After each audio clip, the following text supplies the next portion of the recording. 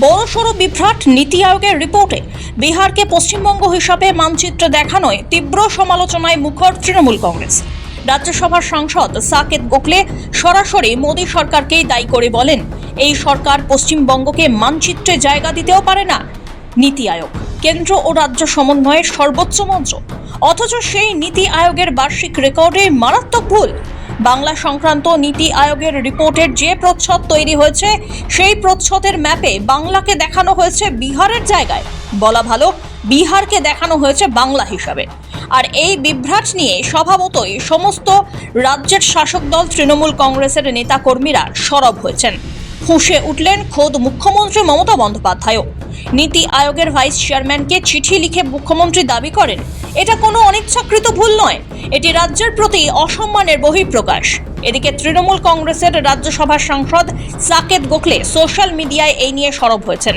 নীতি আয়োগের ওই রিপোর্টের স্ক্রিনশট পোস্ট করে সাকেতের প্রশ্ন, কেন্দ্রীয় সরকার বাংলাকে মানচিত্রের সঠিক জায়গাতেই রাখতে জানে না, এটা লজ্জাজনক।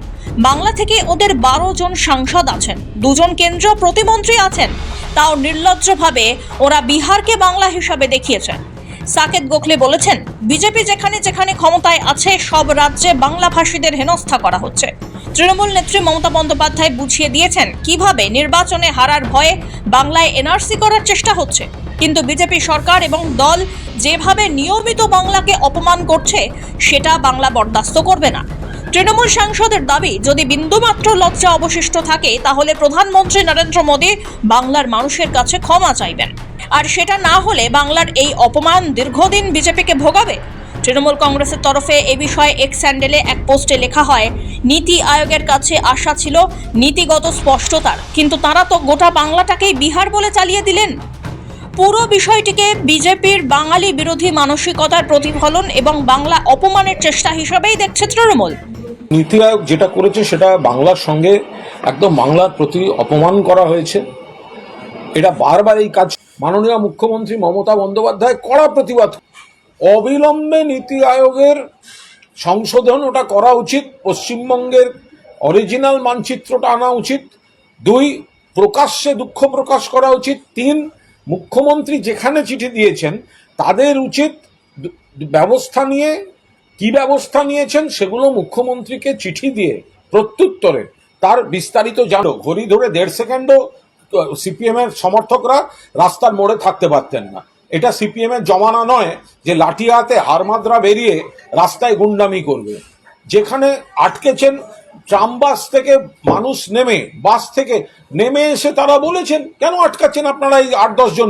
যাওয়া যাবে না, অবিলম্বে এই মানচিত্রটাকে সংশোধন করে পশ্চিমবাংলার যেটা স্থান ভারতবর্ষের মানচিত্রে, সে জায়গাটা দিয়ে তারা রিপাবলিশ করুক, নতুন করে প্রকাশ করুক, নইলে এটা পশ্চিমবাংলার জন্য অবমাননা হচ্ছে, ভারতবর্ষের জন্য অবমাননা।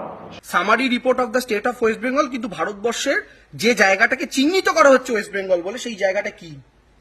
আপনি, আমি, একটা ক্লাস 4 এর বাচ্চা পর্যন্ত জানে গোটা ভারতবর্ষে, শুধু পশ্চিমবঙ্গ নয়, যে এইটা হচ্ছে পশ্চিমবঙ্গ। কিন্তু তারা কোন জায়গাটা দেখাচ্ছেন? তারা দেখাচ্ছেন বিহার, অথচ ওপরে কি লিখে রেখেছেন? Summary of West Bengal. কাদের ওয়েবসাইট? কেন্দ্রীয় সরকার নীতি আয়োগের ওয়েবসাইট।